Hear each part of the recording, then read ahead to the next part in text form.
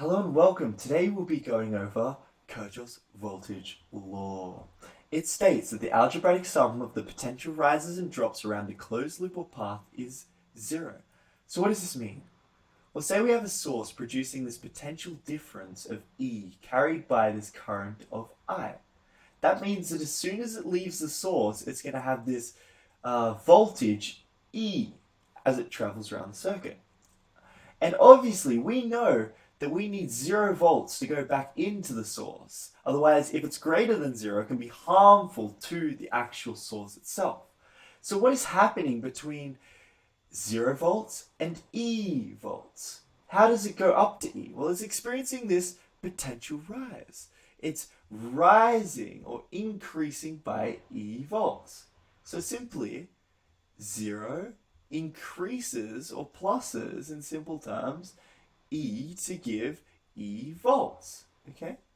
And on the flip side, we need this E volts to go back down to 0 volts. And how does it do that? Well, if we've got a resistor here, we know through Ohm's law that V equals IR.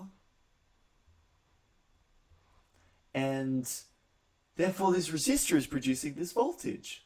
And this voltage must be a drop. It has to be a drop in order for E to go back down to 0. So as it goes through, it's experiencing this negative voltage, okay? Or this potential drop, okay? So E goes or decreases by V to give 0. So this tells us that the summation of all voltage, whether it be an increase as a rise or decrease as a drop, equals 0.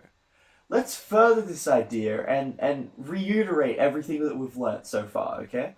So a voltage source is producing 10 volts. So it's an increase or a rise by a factor of 10 volts. But when it goes to a resistor, you're experiencing this decrease or this drop.